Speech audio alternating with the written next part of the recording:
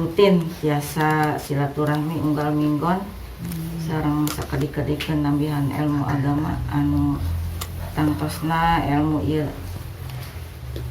urang sadaya merjogikeun.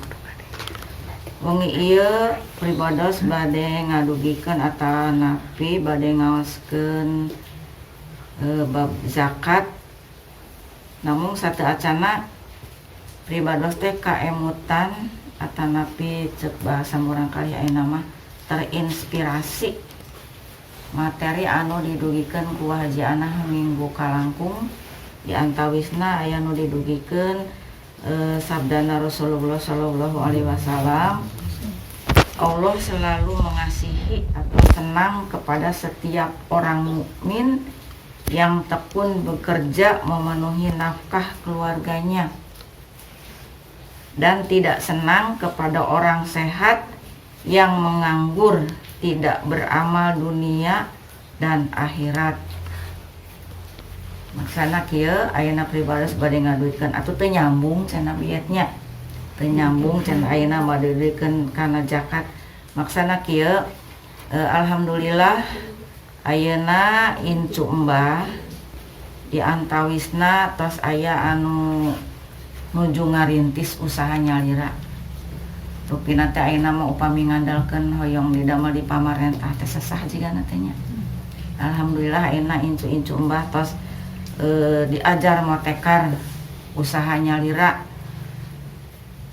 Mudah-mudahan dina milarina nafkah ku jalan naon namina teh wira swasta atanapi menciptakan lapangan kerja nyalira dasar Anah oge kedah menciptakan lapangan kerja nyalira gitunya.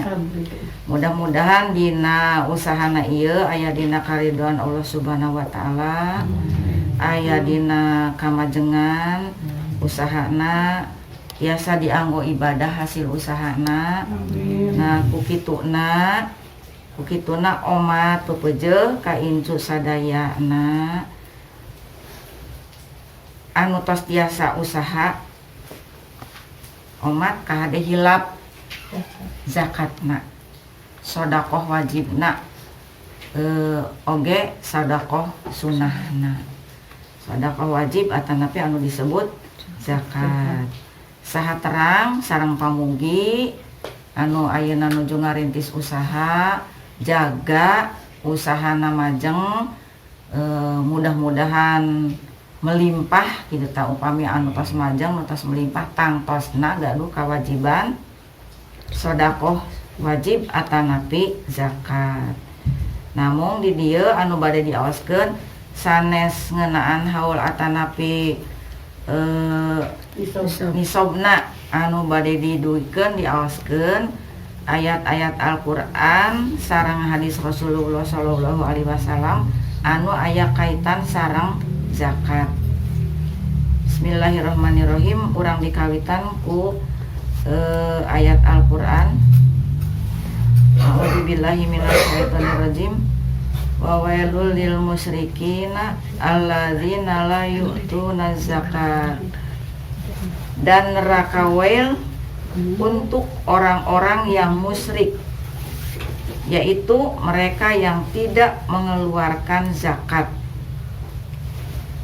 Atau Allah menyebut orang-orang yang tidak mengeluarkan zakat dengan sebutan musyrikin. As-Sajdah ayat 6 dan 7. Janten di dieu ayatna keras pisan kanggo orang-orang mukmin yang tidak mengeluarkan zakat. Itu Allah menyebut sama dengan orang-orang musyrikin. Ayat berikutnya, a'udzubillahi minasyaitonirrajim.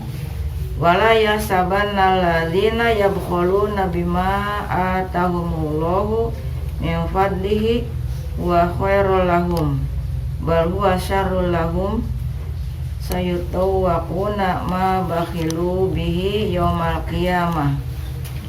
Sekali-kali janganlah orang-orang yang bakhil terhadap harta yang Allah berikan kepada mereka dari karunia Allah mengira bahwa kebahilan mereka itu lebih baik untuk mereka.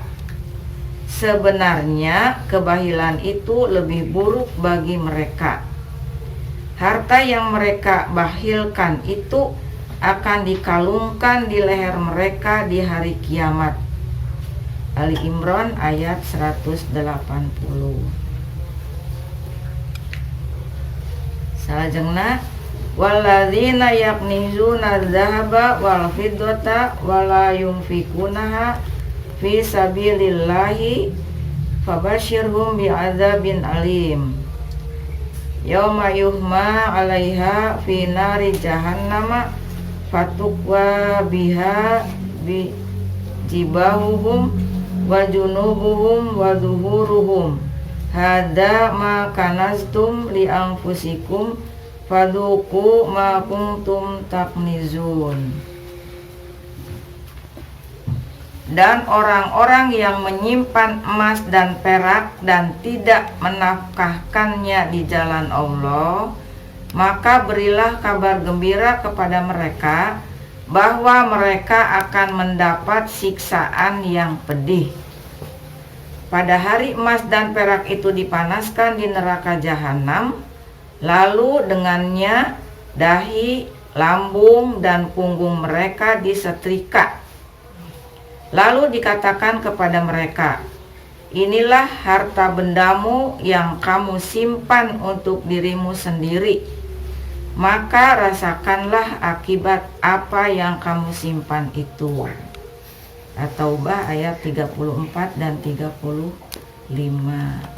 Nah, ieu oge ayatna sangat keras untuk mengingatkan kita akan pentingnya zakat.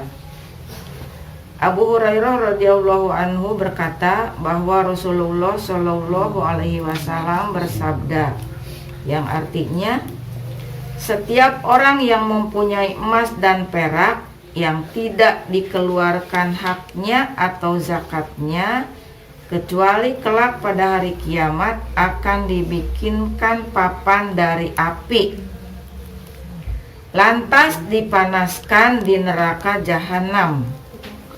Lantas dengan papan itu disetrika lambung, dahi, dan punggungnya, atau tubuhnya akan dilebarkan.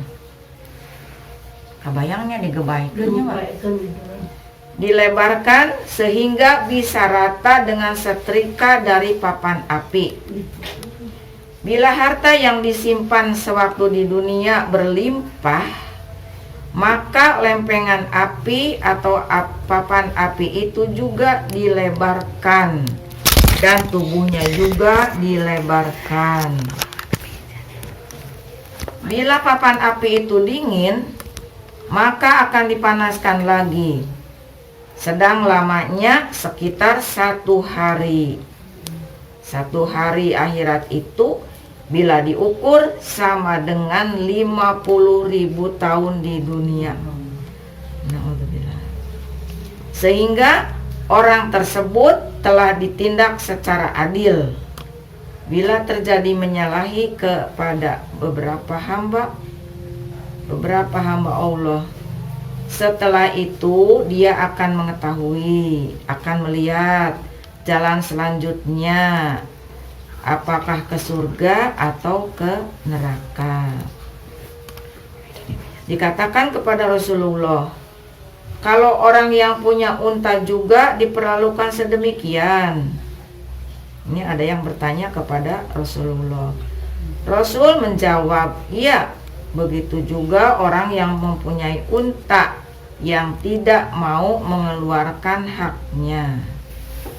Sebagian dari haknya adalah memerah air susuknya di waktu unta itu mendatangi tempat air untuk minum.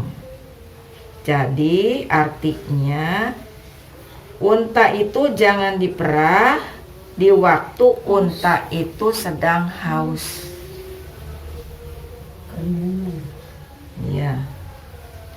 Bila tidak didatangi haknya, tidak di hak unta itu, maka pada hari kiamat akan dibentangkan tanah lapang yang diisi dengan unta yang mendengkur dan berjumlah banyak.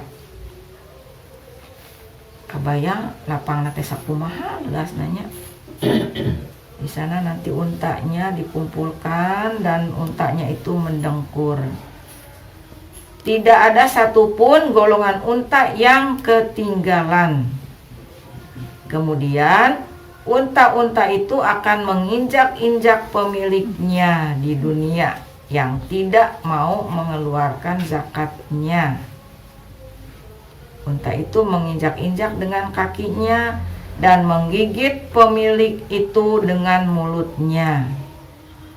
Bila telah lewat yang pertama, unta yang pertama sudah lewat, menginjak dan menggigit, maka akan disusul dengan unta-unta yang lainnya sampai yang terakhir.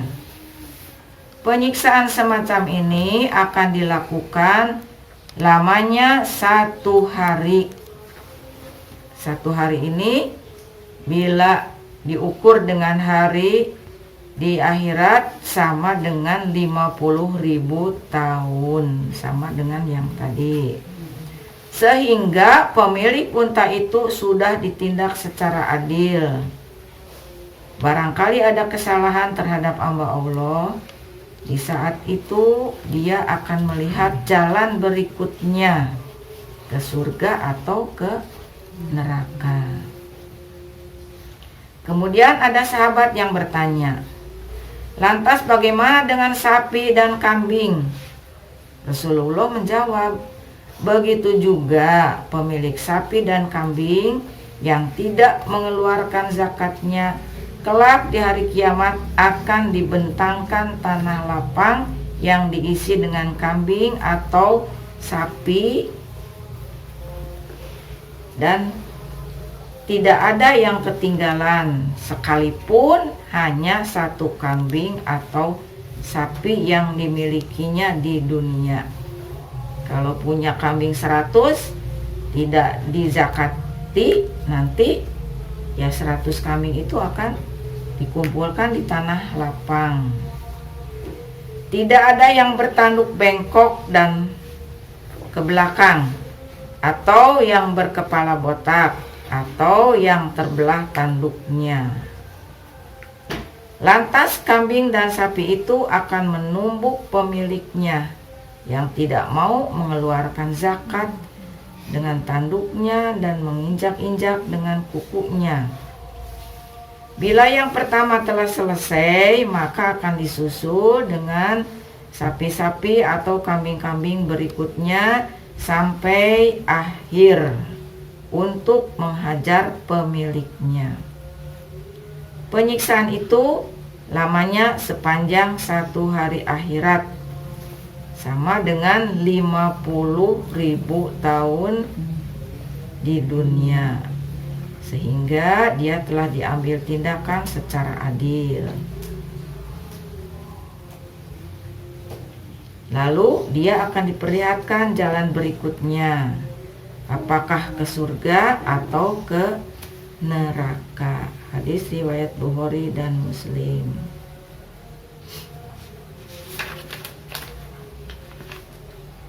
Abu Hurairah radhiyallahu anhu berkata, Rasulullah shallallahu alaihi wasallam bersabda, man atahu Allahu mala falam yuaddi zakatahu musillalahu maluhu yaumal qiyamati suja'an aqra'alahu zabibatani yatuwiquhu yaumal qiyamati thumma ya'khudhu bilihzi mataihi thumma yaqulu ana maluka ana kanzuka.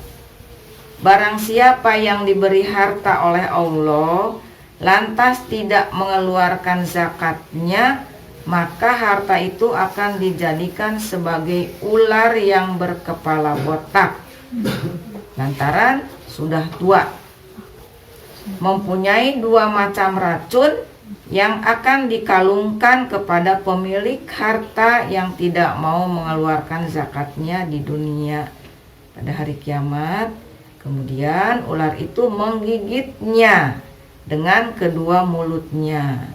Kemudian ular itu berkata, "Aku adalah hartamu, aku adalah simpananmu." Hadis riwayat Bukhari.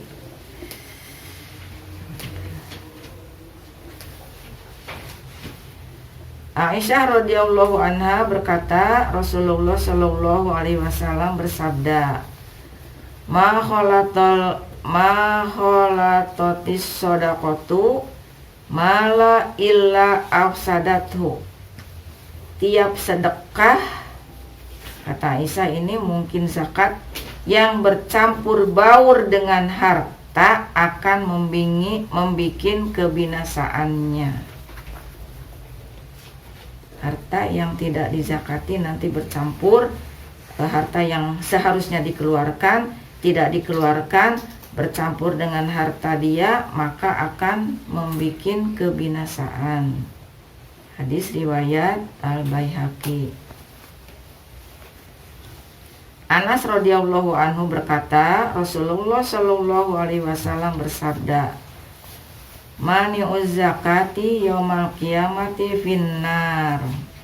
Orang yang melarang zakat atau terhadap dirinya dan orang lain, atau boleh diartikan orang yang tidak mau mengeluarkan zakat, kelak di hari kiamat berada di neraka. Hadis riwayat Tabrani.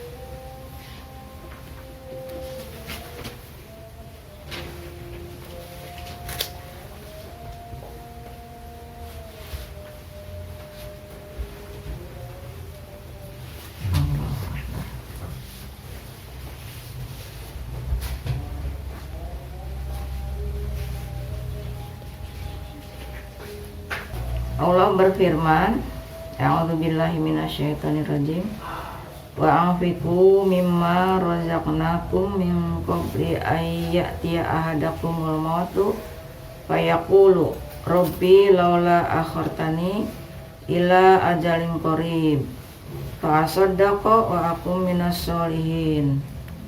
Belanjakan sebagian apa yang kami berikan rezeki padamu sebelum datang kematian kepada salah seorang di antara kamu.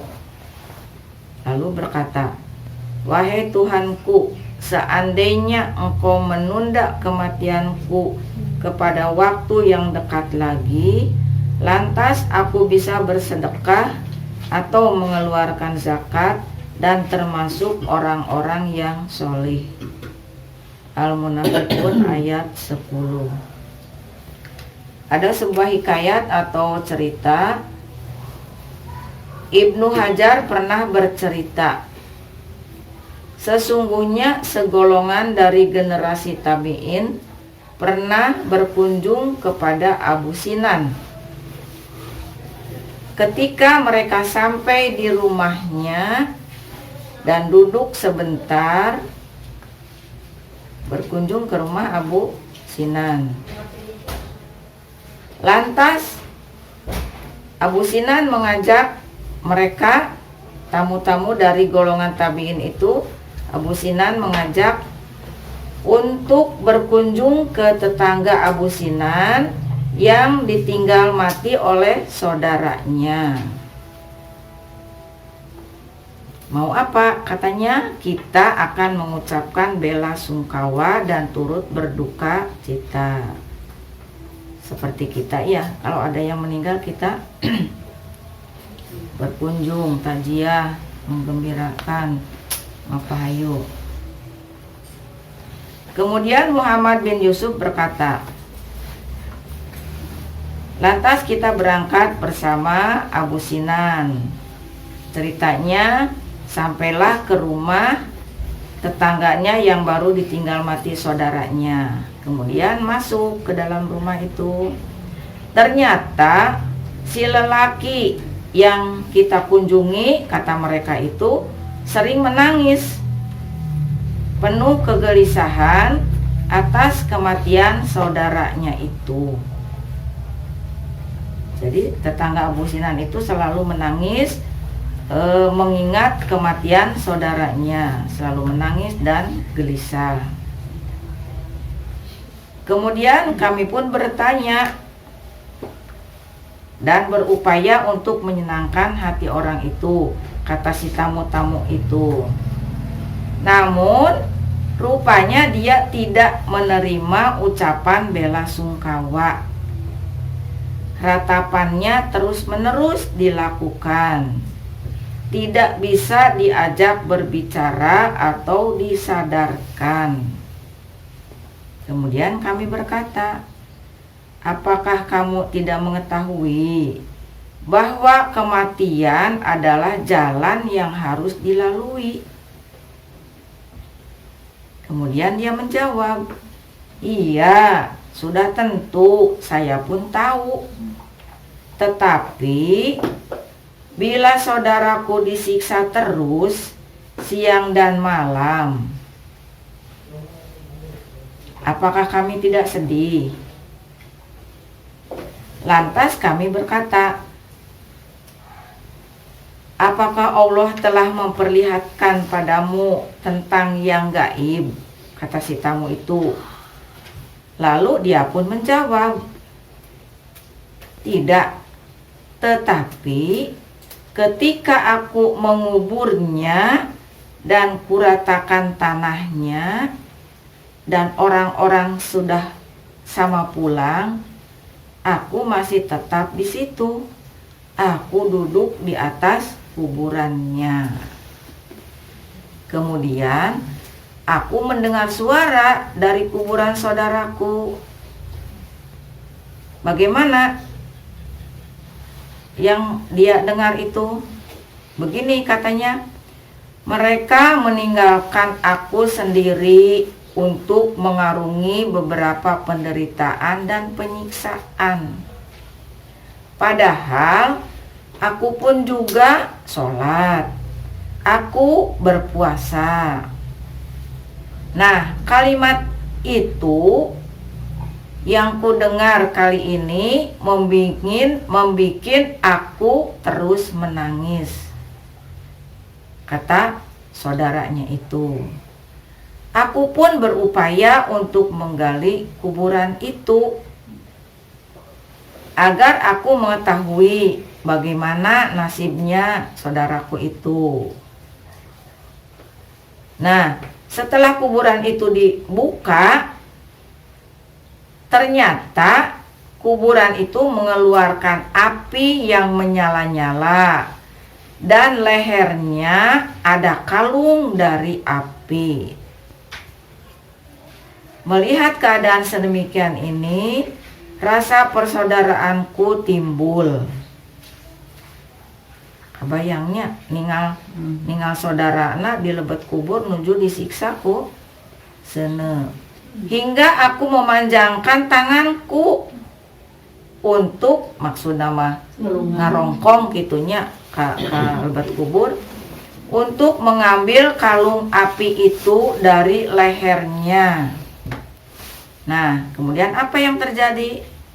Akhirnya jari-jari dan tanganku terbakar. Kemudian saudaraku mengeluarkan tangannya. Jadi si tangan saudaranya itu dijulurkan ke atas, keluar kuburan. Tahu-tahu sudah hitam terbakar. Nah, kemudian di saat aku mengembalikan tanah kuburan dan kuuruk kembali, karena melihat keadaannya sudah tidak mungkin dia itu menolong saudaranya, maka dia itu menguruk kembali kuburannya, kemudian pulang. Nah, itu cerita dia itu.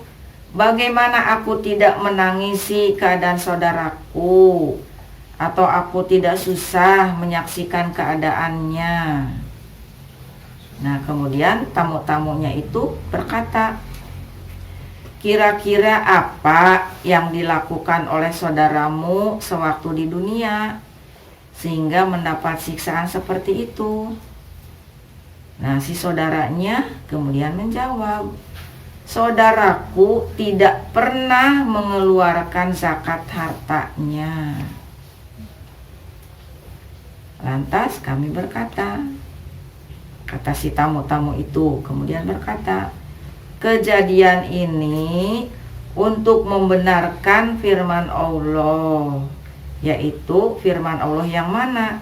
Yang tadi, wala yahsabanna alladzina yabkhuluna bima atahumullahu min fadli huwa khairul lahum bal huwa syarrul lahum sayutawwaquna ma bakhilu bihi yaumal qiyamah.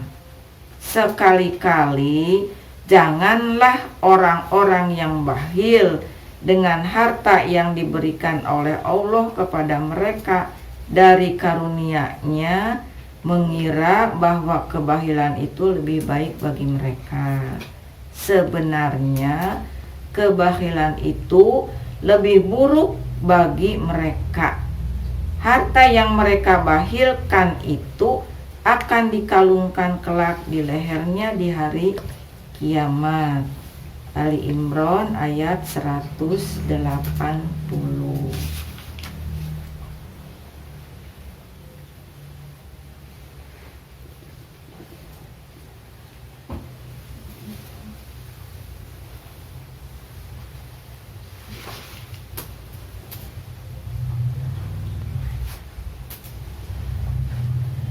Sebagian ulama menganggap bahwa menangguhkan mengeluarkan zakat termasuk dosa besar.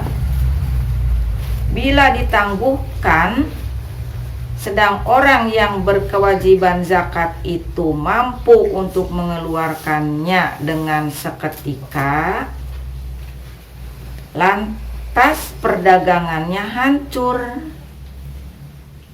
Nah, ini umpamanya seseorang sudah sanggup untuk mengeluarkan zakat pada saat itu, tetapi ditangguhkan, diengka-engke, teenggal ngaluarkeun zakat, padahal tos waktosna ngaluarkeun zakat. Nah, kemudian perdagangannya itu hancur, umpamanya bangkrut atau kena musibah, maka harus menanggung resikonya sendiri, yaitu harus mengganti zakat yang belum dikeluarkan, yang belum dibayarkan. Bila seseorang tidak mau mengeluarkan zakat karena ingkar terhadap kewajibannya, maka bisa dikatakan kafir dan boleh dibunuh karena kekufurannya itu, sebagaimana orang murtad yang wajib dibunuh. Namun bila tidak mau mengeluarkannya lantaran bakhil, maka boleh dipungut zakat itu dengan paksa. Bila tidak mau dan mempunyai kekuatan, maka imam yang akan mengangkat senjata untuk memeranginya. Jadi karena sangat pentingnya zakat ini sehingga imam juga bisa mengangkat senjata untuk memerangi orang yang tidak mengeluarkan zakat. Disyaratkan dalam mengeluarkan zakat dibarengi dengan niat mengeluarkan zakatul mal yang diwajibkan. Janten kade hilap, upami bade ngaluarkeun zakat mal kedah niat, atau boleh jadi niat itu dibarengkan dengan waktu memberikannya kepada wakilnya. Bila seseorang mengeluarkan seluruh hartanya tanpa niat, maka masih berkewajiban mengeluarkan zakat. Disyaratkan pula agar zakat itu diberikan kepada orang-orang yang berhak menerimanya. Oleh karena itu, bila zakat diberikan kepada orang kafir atau budak yang tidak mukatab atau orang yang sudah dipenuhi kebutuhannya oleh sang suami atau kerabatnya, atau diberikan kepada orang kaya yang mempunyai kekayaan banyak sehingga bisa digunakan untuk memenuhi kebutuhan satu umur yang umum atau orang yang mempunyai pekerjaan yang layak yang bisa digunakan untuk memenuhi kebutuhannya, atau diberikan kepada orang yang berketurunan Bani Hasyim atau Bani Muthalib, atau budak-budak yang pernah dimerdekakan atau oleh mereka, maka tidak sah zakatnya. Jadi zakat itu harus mengeluarnya kepada orang-orang yang benar-benar berhak menerimanya. Orang yang kaya tidak bisa menerima. Orang yang sudah dijamin oleh suaminya kehidupannya tidak boleh menerima zakat. Hamba sahaya yang sudah dimerdekakan juga tidak berhak menerima zakat. Orang kafir juga tidak berhak menerima zakat.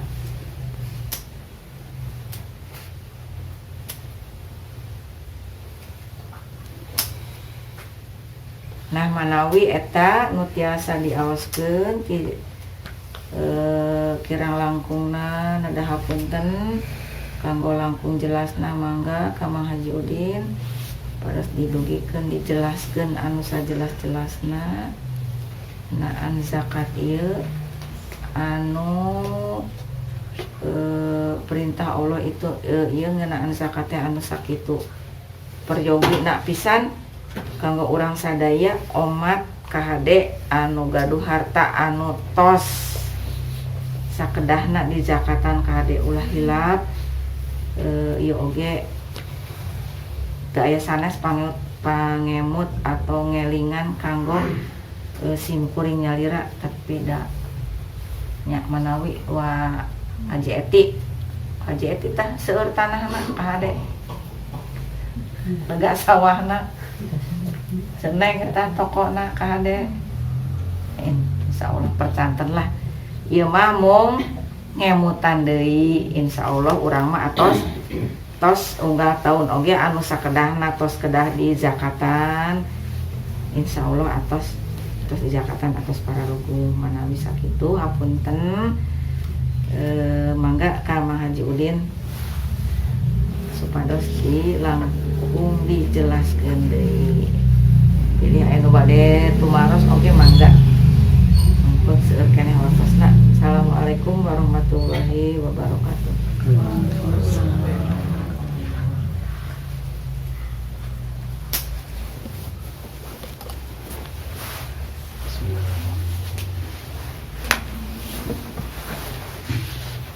Allah midawu di Quran menahan harta di surat Al-Anfal walamu annama amwalukum wa auladukum fitnah. Harta dulu ya, harta teh di Quran disebut fitnah, disebut ujian, disebut ujian. Kalau ujian biasanya nasibnya orang hanya dua, ada yang lulus, ada yang tidak lulus. Di harta juga sebagai bagian dari ujian. Nanti yang punya harta bisa lulus dengan hartanya, bisa gagal juga dengan hartanya. Orang yang lulus di antaranya disebut Allah Subhanahu wa taala, alladzi khalaqal mauta wal hayata liyabluwakum ayyukum ahsanu amala. Di antara contoh orang yang lulus dengan ujian, nanti dengan ujian itu dalam hal ini dengan harta, pemiliknya lebih baik amalnya ya. Alladzi khalaqal mauta wal hayata liyabluwakum ayyukum ahsanu amala ya. Jadi nanti orang yang lulus dengan ujian harta diantaranya adalah amalnya lebih baik. Amalnya lebih baik. Jadi tiap nambah harta mestinya perilaku kita lebih baik, harus lebih baik lagi. Perilaku amal harus lebih baik. Jadi nanti titipan Allah harta untuk beribadah sebetulnya. Jadi setiap ditambah harta yang mestinya pemiliknya lebih baik amalnya, lebih baik. Tapi kalau yang tidak lulus nanti ya jatuhnya pada bakhil kalau harta itu.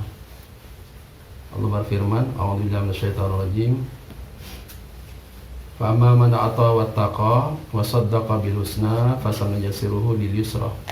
Wa amma man bakhila wastaghna wa kadzdzaba bil husna fasanuyassiruhu lil usra. Potongan ayat yang berakibat dari harta orang yang bakhil, wastaghna dan merasa diri cukup, wa kadzdzaba bil husna dan tidak percaya dengan balasan Allah, fasaniyasiruhu lil usra, oleh Allah akan dimudahkan kepada kesulitan. Jadi orang yang bakhil akan diberi jalan mudah untuk jadi sulit ya. Jadi nu gampang nate, gampang karena hese bae. Gampang karena kesulitan. Jadi kesulitan itu gampang dialami gitu. Gampang mengalami kesulitan orang yang bakhil. Tadi di penjelasan ayat sareng hadis ternyata harta kekayaan non rupinah tadi tesor, aya emas, aya binatang, sang rupi-rupi ternyata disebat akibatnya seor di akhirat ya. Jadi berarti harta ada tanggung jawabnya berarti di akhirat. Ada tanggung jawabnya di akhirat.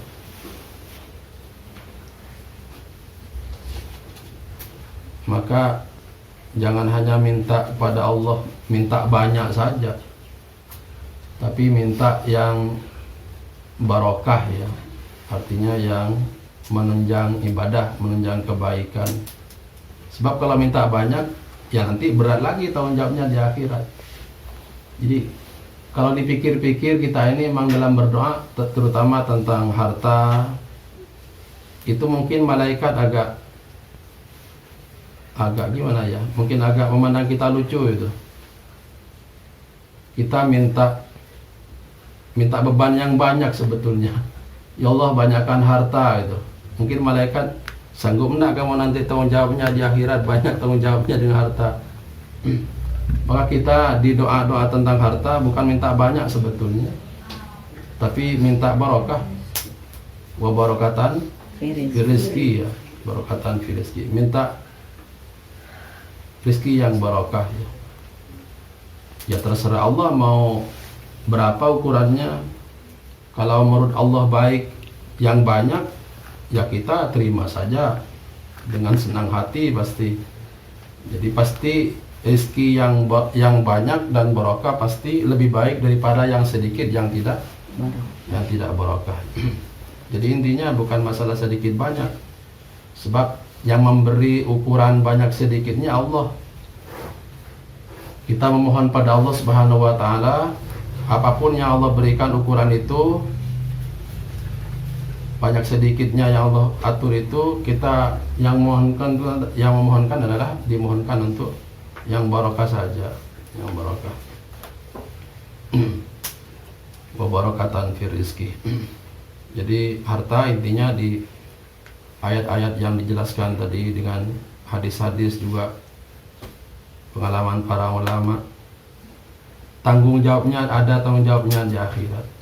Tanggung jawabnya di akhirat. Jadi bukan hanya sekarang tapi tanggung jawab di akhirat. Malah tadi harta-harta yang tidak dizakatkan akan datang kemudian menuntut pemiliknya. Kalau emas tidak dizakatkan maka nanti dipanaskan di api neraka, kemudian disetrikakan ke jidat, tarang, dahi, kemudian juga punggung, Kalau yang tidak dizakatkan binatang, binatangnya bisa menginjak, bisa menanduk. Banyak penjelasannya. Kalau padi, pare, kalau dizakatan, maka nanti pemiliknya disuruh memanggul padi. Alhamdulillah. Pokoknya yang tidak dikeluarkan zakatnya nanti bisa jadi beban berat di akhirat. Naudzubillah min dzalik. Naudzubillah. Kemudian di Al-Qur'an ada 3 ayat. Yang di 3 ayat ini ada 2 hal yang dibarengkan menyebutkannya Allah Subhanahu wa taala. Artinya 2 hal ini di 3 ayat ini harus dilakukan dua-duanya. Kalau hanya satunya lakukan, maka satunya tidak diterima. Misalnya di Quran ada ayat Anishkurli wali walidaik. Hendaknya kamu bersyukur kepadaku, kata Allah, dan berbakti kepada orang tua. Di satu ayat tuh. Jadi kalau beribadah pada Allah tapi orangnya durhaka, maka ibadah pada Allah tidak terima. Atau sebaliknya, hanya berbakti ke orang tua tapi durhaka pada Allah, maka tidak diterima oleh Allah Subhanahu wa taala. Jadi dua-duanya harus jalan. Ada juga di Al-Qur'an ayat wa ati'ullah wa ati'ur rasul. Taatilah Allah, taatilah Rasul. Jadi dalam satu ayat itu ada 2 hal yang langsung disebutkan, dua-duanya harus berjalan. Kalau satunya hanya berjalan, satunya tidak terima. Hanya menjalankan satunya. Taatlah pada Allah, taatlah pada Rasul. Maka taat pada Allah harus, taat pada Rasul juga harus. Kalau hanya taat pada Allah, tidak taat Rasul, ketaatan ke Allahnya tidak terima. Atau taat ke Rasul tapi ke Allah tidak taat, maka taat ke Rasulnya tidak diterima. Jadi dua-duanya harus dilaksanakan. Itu ayat kedua. Jadi ada ibadah kepada Allah dan berbakti ke orang tua. Ada taat ke Allah, ada taat ke Rasul. Ayat yang ketiga ada perintah salat. Wa aqimus shalah wa atuz zakah, ya. Laksanakan, dirikan salat dan tunaikan zakat. Maka dua-duanya harus dilaksanakan. Maka kalau ada orang rajin sholat tapi tidak zakat, maka sholatnya tidak diterima walaupun dilaksanakan, karena tidak mengerjakan zakatnya itu. Sebaliknya ada orang yang zakat tapi tidak sholat, maka zakatnya yang dikerjakan tidak diterima. Jadi dua-duanya harus dilaksanakan. Sepaket. Satu paket. Jadi kalau dilaksanakan satunya, maka yang tidak dilaksanakan itu jadi menghambat diterimanya yang dilaksanakan itu. Orang sholat tapi tidak zakat, walaupun sholat itu tidak terima sholatnya, karena diperburuk oleh tidak zakatnya itu. Sebaliknya ada orang zakat tapi tidak sholat, kebaikan melakukan zakat diperburuk oleh tidak melakukan sholat. Jadi dua-duanya harus berjalan. Malahan ada penelitian ulama juga tentang orang yang bakhil. Melihat orang yang bakhil saja, itu yang melihatnya akan ketularan sifat keras hati, ya. Jadi orang bakhil itu bahaya pada orang lain sebab akan menularkan penyakit keras hati, ya. Kalau orang keras hati biasanya cirinya diantaranya tidak mau dinasihati, diantaranya. Walaupun siapa menasihati tidak mungkin bisa. Kalau keras hati itu tidak mau dinasihati. Kedua, orang yang sudah keras hati nanti biasanya timbulnya sombong. Jadi bahaya sekali keras hati. Diantara penyebabnya adalah memandang orang yang bakhil. Asalnya di sana itu. Dari pandangan pada orang bakhil ini timbul sifat keras hati, nanti beranak pinak dosa yang lain, tidak mau menerima nasihat orang lain, kemudian juga timbul sifat sombong akibat keras hati yang sumbernya tadinya dari orang bakhil itu penyakitnya, virusnya awalnya itu. Bakhil lagi nempel merenya. Iya, Jadi jangan dikira penyakit bakhil itu jangan dikira tidak berakibat buruk. Malahan penyakit batin lebih buruk daripada penyakit lahir. Kalau penyakit lahir kita luka, ada obatnya, gampang dicari. Dan yang merasakan biasanya kalau penyakit lahir, penyakit lahiriah, penyakit yang kelihatan itu, penyakit fisik, yang bersangkutan, yang merasakan. Tapi kalau penyakit batin, biasanya yang berpenyakit ini tidak merasa. Biasanya yang merasakan orang lain malahan. Ini bedanya penyakit batin dengan penyakit lahir, penyakit fisik. Jadi kalau penyakit fisik itu, misalnya kita sakit gigi, maka yang merasakan ya yang sakit gigi. Tapi kalau orang punya penyakit batin, sombong, itu biasanya yang merasakan tuh orang lain, bukan kita. Berdampak. Iya, yang duluan merasakan tuh. Kalau dikasih tahu malahan tidak mau dia. Jadi kalau penyakit batin, kalau dikasih tahu ke orangnya itu malah tidak terima dia. Kamu sombong ya? Enggak. Gitu. Kamu bakhil ya? Enggak. Gitu. Tapi kalau penyakit lahir itu biasanya kalau ditunjukkan obatnya maka akan cepat dicari itu. Itu penyakit, misalnya penyakit gigi yang bagus obatnya pasti dicari itu. Tapi kalau penyakit batin ditunjukkan tempatnya tidak mau dia. Itu mengobati penyakit batin maksudnya sombong, coba ikut pengajian, tidak mau gitu biasanya. Jadi kalau penyakit batin itu ditunjukkan penyelesaiannya kadang-kadang tidak mau.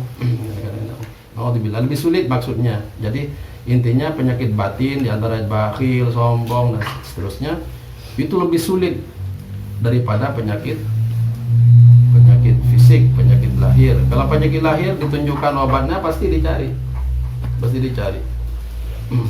Mau ke Jakarta dicari, mau kemana dicari pasti.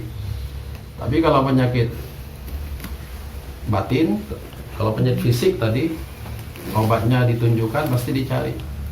Tapi kalau penyakit batin sulit untuk menerima penyelesaian obatnya. Bakhil adalah bagian dari sifat penyakit batin. Dalam sebuah riwayat malahan disebut sampai tidak akan pernah menyatu di hatinya orang mukmin antara keimanan dengan kebakhilan. Jadi maksudnya kalau orang bakhil berarti nanti iman keluar dari hatinya. Iman keluar dari hatinya, tidak akan menyatu dengan keimanan seseorang. Mudah-mudahan kita oleh Allah Subhanahu wa taala diselamatkan dari sifat bakhil. Yang dimaksud bakhil yang paling tinggi itu adalah tidak menunaikan kewajiban di harta ya. Tidak menunaikan kewajiban di harta itu bakhil namanya. Bakhil yang paling tinggi ya. Nanti itu bakhil ada tiga itu. Ada tiga. Tapi yang paling tinggi kita ini yang paling bahaya adalah bakhil karena tidak menunaikan kewajiban Allah di harta. Misalnya tidak zakat. Ya pokoknya kewajiban-kewajiban, bukan hanya zakat, banyak sekali kewajiban. Misalnya hal yang wajib tidak bisa terpenuhi kecuali dengan sesuatu, maka sesuatu itu menjadi wajib. Misalnya begini, gampangnya, bukannya zakat nih. Misalnya menuntut ilmu hukumnya apa? Wajib. Ngabiayaan berarti hukumnya wajib. Betul ngabiayaan SPP lah, gitu ya, gampangnya ya. Nuntut ilmu wajib, maka membiayai yang wajib ini juga hukumnya wajib.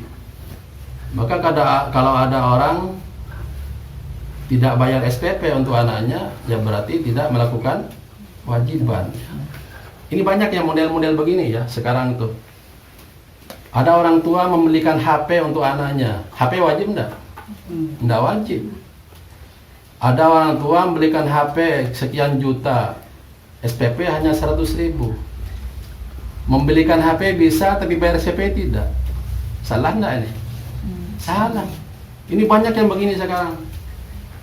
Jadi maksudnya dalam hidup itu nanti orang yang biasa meninggalkan kewajiban nanti hidupnya juga tidak teratur.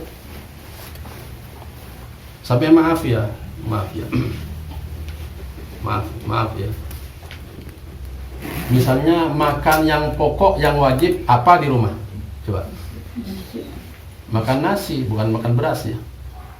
Makan nasi, itu pokok ya. Maka selain nasi itu tidak pokok sebetulnya. Tidak harus. Maka sekarang banyak orang yang bisa jajan bukan nasi, tapi di rumahnya tidak punya beras. Jadi awut-awut hidupnya itu. Awut-awut hidupnya.